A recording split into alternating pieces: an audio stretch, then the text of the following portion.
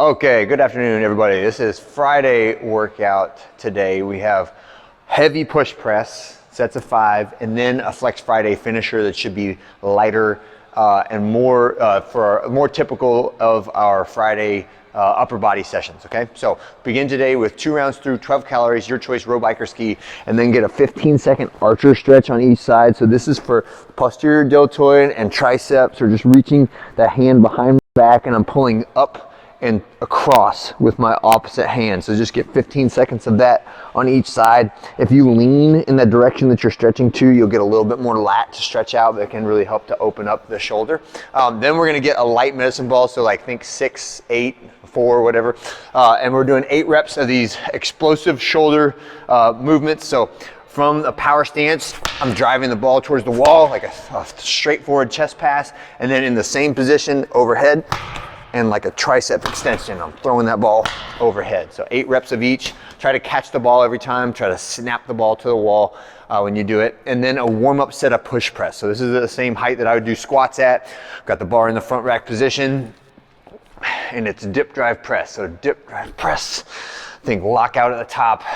At the overhead position, my ears should be between my arms, elbows straight, hips and knees all the way locked out, and my spine is braced and neutral. So I'm squeezing my butt, squeezing my abs at the top position. And that will be our main workout movement for today, is a push press. So after that, warm up, 2 sequences done of that. You have 2 warm up sets in the 30-40% range and the 50-60% range of 5 reps. And then the work sets start at set number 3. So 75%, 80%, 85%. So that last set should be pretty tough for a set of 5 for push press. There's a superset on the first 3 sets only, and it is a power stance Pallof press. So this is 20 reps on each side, not 20 seconds. So get to that good Pallof stance with the band pulled tight to my chest, and I'm just pressing out and pulling back. 20 reps at about this pace, and you should feel an increase in tension in my lower abs and then a decrease in tension every rep. So you're kind of applying tension and then pulling it off, moving at that slow, methodical pace for 20 reps on each side. When you finish with that, you can keep the band out and just hang it over the rig, because we're gonna use it for tricep extensions. And the Flex Friday finisher is, again, for volume today, right? So we'll take the weight on the push press down to somewhere in the 70% range. And every time we do the push press, we're trying to get max reps on it. So however many you get, ideally we're in like the mid to high teens on the push press before you can't get any more. Do be careful when we go to overhead position for as many reps as you can do. There will come a point where your arms become unstable and you shouldn't do any more reps. So try to cut it like 1 or 2 reps before you would actually hit muscle failure.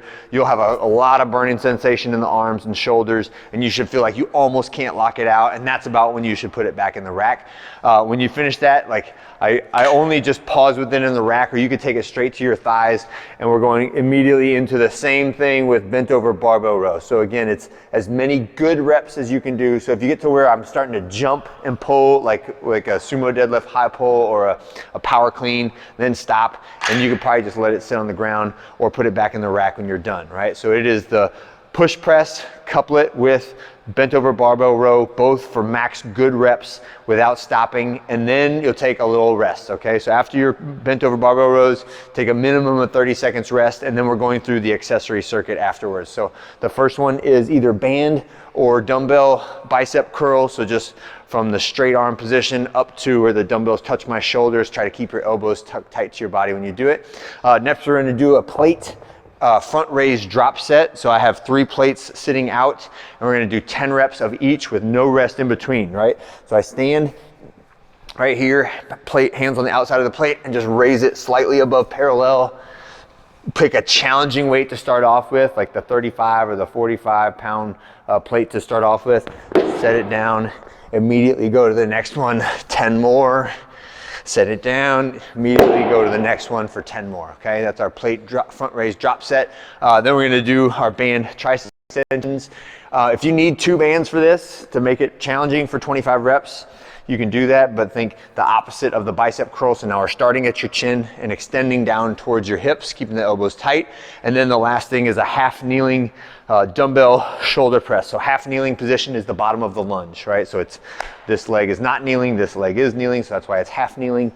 The full kneeling position would be like this, right? So both knees down. We're doing half kneeling, and then shoulder presses from the shoulders to overhead. And the half kneeling position makes it so that I cannot use my legs or my hips at all. I can't swing forward or backward. It's actually even more stability than if I was standing, right? So it isolates the shoulders and the triceps really well. When you're done, rest to breath recovery and then do it again. I have 1 to 3 rounds of that. Definitely everybody get 1 round. 2 rounds is kind of like our median. The 3rd round, call it your bonus round, okay? That's it for Friday. Have a great one. I'll see you guys on Saturday.